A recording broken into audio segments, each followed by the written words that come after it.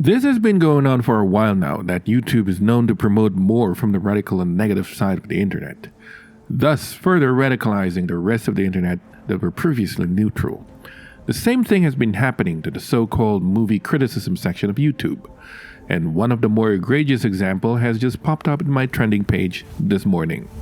It's another negativity rant from the Critical Drinker YouTube channel talking about Thor, Love and Thunder, and how bad it is. The video itself started from a negative point of view right from the outset, calling Thor, Love and Thunder a disastrous addition to an already struggling Marvel Phase 4. Phase 4 is hardly struggling, considering that this is the phase that is complicated by the global coronavirus pandemic. Marvel Phase 4 still delivers an impressive box office performance unrivaled by any other franchises anywhere in the world. Out of 6 films so far, the lowest performance was Black Widow, released at the start of the pandemic simultaneously on streaming too, and it still managed to be the biggest box office opening weekend since the start of the COVID pandemic, up until that time. At the top end, do we need to explain how Spider-Man No Way Home became a box office and cultural phenomenon? And we haven't even mentioned all the other great movies that came out in Phase 4, such as Shang-Chi and the heavily underrated Eternals. People trying to call these movies bad, but not a single movie in Phase 4 achieved anything lower than B in cinema score. Back in school, you don't call an A, B straight student as terrible failures.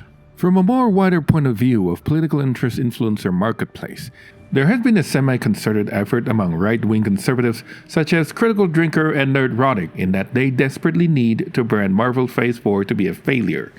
Because Marvel finally got rid of Ike Perlmutter that has been holding back Marvel Studios from its woke roots that Stanley established in the early days of Marvel. Those stories have room for everyone, regardless of their race, gender, religion, or color of their skin.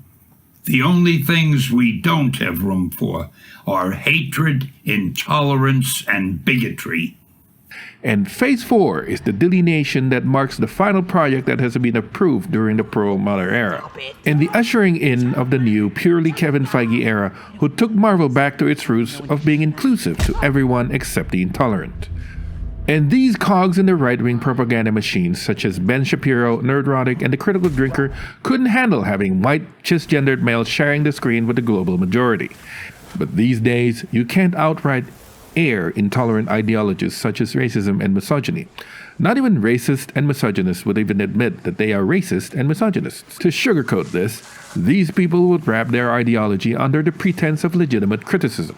When you're criticizing something and you start from an already biased point of view, you're not doing criticism anymore. And this is one of the symptoms that is plaguing the YouTube so-called film critics. These people, such as the Critical Drinker and Nerdrotic, actually approaches their movies based on their political leanings. For example, the Critical Drinker channel itself started when Will Jordan was making fun of the praises that Captain Marvel was getting for having a woman lead in an MCU film. And this is how the misogynist conservatives operate, by wrapping their political agenda by pretending to be legitimate criticism. But when you actually listen to their videos, you'll know that there isn't much criticism in the videos that they offer because they're pushing so hard on this political leaning to desperately call a movie bad. And do it repeatedly. If you count the number of times he just declares something bad, and instead of giving an explanation or reason why that something is bad, it absolutely dwarfs the amount of time that he's describing something that's happening and classifying it into a certain movie blueprint of what a basic film studies beginner think of what makes a movie good. It's not. He threatened to end my entire empire. But my lord, your empire is already ended. And then gives you just a little bit of that scene-by-scene study comparison and description, offering a quote, genuine criticism, so that his sugar-coated opinion can be considered a valid opinion based on his supposed logical analysis. He has become so good at this that his video on Thor, Love and Thunder actually showed up on my front page, proving once and for all that the do not recommend this channel option on YouTube absolutely do not work. This is as much as the YouTube algorithm problem as a socio-cultural issue. But let's focus on the scope of this video for now. In the video, Will Jordan continued on defining what a scene in the movie is defined and what purposes that it serves. basically establishing a straw man, blinding you with the illusion of galaxy-brained movie analysis by using the most basic entry-level definition of what a scene in the movie is: time, location, character. And by doing so, he's saying everything and saying nothing. But this is the key to his so-called criticism, that whatever the subject that he's criticizing, in this case, Marvel Studios, by way of personal attack on Taika Waititi, sugarcoated with a supposedly logical sheen in an attempt to prove that he have absolutely zero understanding of what a basic scene is, portraying basic incompetence, even though they've been directing a lot more movies, successful ones, than compared to Will Jordan has ever had in his life, taking down the filmmakers to the level of basic level incompetence to prove his point. This is not film criticism at all. So how does he sugarcoat his underlying political opinion with a coat of sheen in the form of pretend film criticism? Oh gods will die. By coming up with his own definition on what makes a good narrative scene. To his credit, he does admit that this is not the end-all be-all absolute rules of what can and can't be done in a movie. But his action speaks louder than words when he rigidly followed the rules that he laid out to define whether a film is good or not. For his purpose, Will Jordan laid out 3 categories. 1 is advancing the plots, 2 is character development, and 3 is world building. Remember the bait and switch? Here comes the bait. Will Jordan then cherry-pick a scene from Thor Ragnarok, a movie that he has blasted himself, calling it bad for the portrayal of Thor in that movie. So now he praised the portrayal of Thor in that movie, by dissecting how good this scene is, where Thor showed up to find that Loki has been taking his father's throne, pretending to be Odin and putting on a show to appease his ego. According to Will, this scene fulfills the 3 requirements for his so-called good scene, calling it, and I quote, "I consider it a well-written scene that obviously had a bit of thought put into it, and if it manages to do all 3 without feeling forced and contrived, then that right there is the hallmark of some pretty talented writing," which is a full 180 of his opinion on Thor Ragnarok. And somehow this one good scene does not a good movie make, but as we will see later, one supposedly bad scene is what ruins an entire movie. That's right, even though he thinks that Thor Ragnarok was bad, he will do a 180 and call it good for that one scene if it suits his needs, because he needed to brand Marvel Phase 4 a failure. So which is it? After raining praises on a movie that he previously branded to be bad, calling it, and I quote, "impressive from a writing point of view, and it underscores how much creative thought and planning actually went into Thor Ragnarok," which is written by one of the same guy who wrote Black Widow, which he called a terrible movie. Anyway, he moved on to another scene in Thor Love and Thunder, a montage in which we get to see how regular life has become in the new Asgard. That, on the surface, seemed to have similarities with the scene from Thor Ragnarok, because this scene also features a play that echoes the stage performance that Loki put up to satisfy his ego. And that is when the similarity ends. While both movies have a scene where the players retold a story from a previous movie, this is not what Will Jordan was comparing. From Thor Ragnarok, he's discussing what happening between Thor and Loki after the scene ended, and comparing that to the play itself from Thor Love and Thunder. I'm surprised that nobody's in the comment section even tried to call him out on this apples to oranges comparison. But that's not going to stop Will Jordan to continue and try to blind you with his supposed impressive, insightful analysis. In actuality, this scene does not compare at all with the scene in Thor Ragnarok. Beyond the surface of featuring the same actors who managed to survive until New Asgard and reprising their role for the new play. By the way, a bit of a side note trivia in this video, somehow Will Jordan managed to confuse Chris Hemsworth with his brother Luke. Looks like the critical drinker just had too much to drink.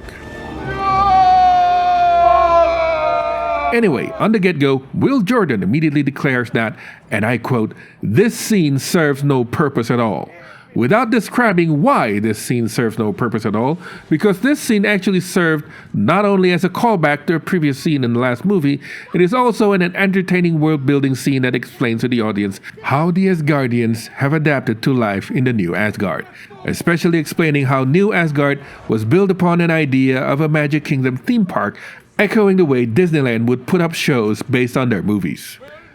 And then he blindly followed the short-sighted template that he has previously outlaid in order to judge if this scene is good or not. And without explaining the reason why, Will Jordan called the scene a total failure for 1. Not advancing the plot, 2. No character development, and 3. No world building. Unfortunately for the so-called film critic, he doesn't realize that filmmaking isn't a paint-by-number, just a tick-off checklist. Same with film criticism. But this lack of realization is not going to stop him, saying that you can easily erase the scene and the story will carry on as before. Which is not only disingenuous, it also downright misleading. Because if you're going to tell a story, that is, to have a story carry on as before, you can even cut down any film to a 1-minute TikTok video and you can still have the story carry on as before. But we're not talking about making a TikTok video here. This is cinematic filmmaking. And you can tell that he's just talking out of his ass, especially considering that he immediately conceded his point by explaining how this scene retells the story of how Jonathan got destroyed in the previous movie, as it follows up on Jodie Foster looking into Mjolnir. So no, you can't easily erase the scene and have zero impact on the storytelling on this film. Although if you do, the story will carry on just as before. Because his argument wasn't about filmmaking, his argument was talking about telling a story. And you can certainly tell a story even with just one sentence, and the story will carry on just as before. Which is why that argument was highly disingenuous. And this only served to demonstrate the lack of filmmaking skills and cinematic knowledge on the part of this so-called critic. As if this categorization that he made up being imposed upon the scene only make it seem like the scene is a complete failure. If you judge a fish by its ability to climb a tree, it will live its whole life believing that it is stupid. What's worse is that because these arbitrary requirements for a so-called good scene are so malleably subjective, you can even meld it to support an opposing argument. For example, the scene advanced the plots by conveying to the audience what happened to Mjolnir. It develops the character of New Asgard to have the same kind of magical feeling like the Disneyland instead of a mere settlement that we saw in Endgame. It also meant that the scene builds a world even further by expanding the world to include this regular play at the New Asgard theme park. But the critical drinker did not go with this route, and instead falls back on his subjectivity that desperately needs Thor Love and Thunder to fail while pretending to be an objective criticism. Under the slightest examination, it failed on all counts. And Will Jordan's subjectivity rears its ugly head even more by declaring Melissa McCarthy as not funny. This is because comedy in particular is highly subjective. Something that one finds funny may not be funny for another person. There are a lot of people who thought that Melissa McCarthy was funny, the same way a lot of people who don't think that Louis C.K. was. And certainly Fat Hila showing up on this scene brought up a huge laughter in the theater.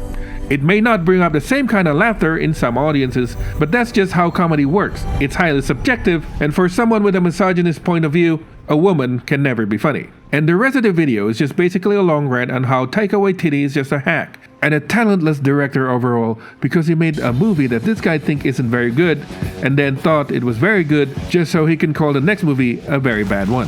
YouTube algorithm needs to stop promoting men that are bitter and jaded, making appeals to objectivity to critique the show. This is just toxic ideology dressed up as cynicism and pseudo-intellectualism. The next time you see the critical drinker, try not to be fooled by his sleight of hand. After all, who's more foolish, the fool or the one who follows him? Thank you for watching and subscribe for more insightful analysis.